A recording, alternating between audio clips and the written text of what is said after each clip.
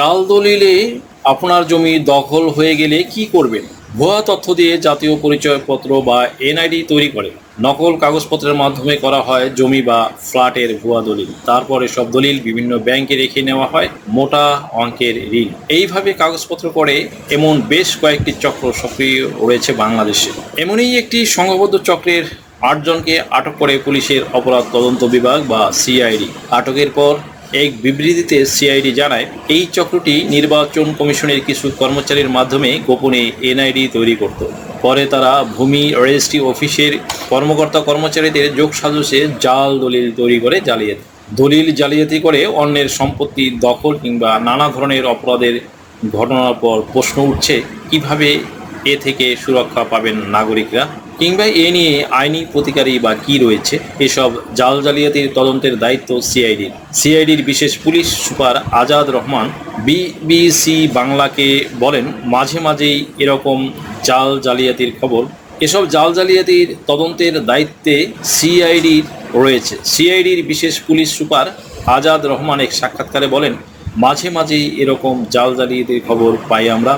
এসব জালিয়াতির মূলে রয়েছে এনআইডি। কোনোভাবে একটা এনআইডি করতে পারলেই এই চক্রগুলো জালিয়াতিতে সক্রিয় হয়ে ওঠে। তবে নির্বাচন কমিশন বলছে, কোনো চক্র কম্পিউটারের দোকান থেকে জাল এনআইডি তৈরি করছে। এক্ষেত্রে নির্বাচন কমিশনের কিছুই করার নেই।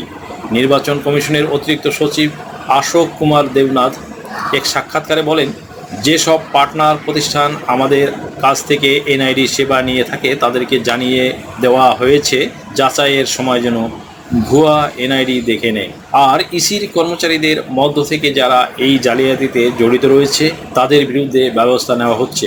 সরকারের পক্ষ থেকে বলা হচ্ছে, ভুয়া কাগজপত্র তৈরি করে এনআইডি জালিয়াতি করলেই তাদের বিরুদ্ধে মামলা হবে এবং আইনি ব্যবস্থা নেওয়া হবে।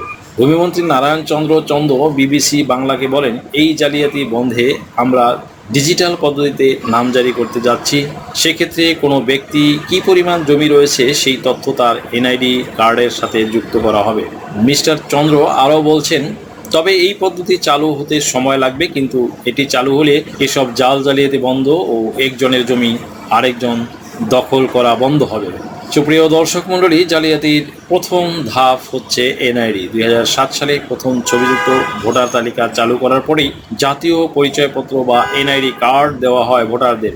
ছবিযুক্ত এই এনআইডি কার্ড প্রথমে ভোট দেওয়া ছাড়া আর কোনো কাজে প্রয়োজন হতো না। এর ফলে কয়েক বছর পর থেকে ব্যাংক, অফিস, আদালত সহ বিভিন্ন ধরনের নাগরিক সেবা নিতে এনআইডির ব্যবহার শুরু হয়। এরপর থেকে বিভিন্ন অফিস আদালতেও বাধ্যতামূলক করা হয় জাতীয় পরিচয়পত্র।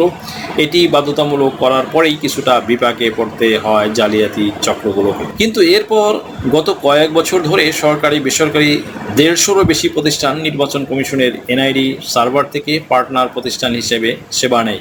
অভিযোগ উঠেছে, এই পার্টনার প্রতিষ্ঠানগুলোকে এনআইডি সার্ভারে অ্যাক্সেস দেওয়ার পরেই তা জাল পরিচয়পত্র তৈরির রাস্তা খুলে দিয়েছে। এনআইডির মাধ্যমে পরিচয় নিশ্চিত হলেই মেলে সব ধরনের নাগরিক সেবা। ফলে সেই সুযোগকে কাজে লাগিয়ে আবার সক্রিয় হয়ে ওঠে কিছু জালিয়াত চক্র।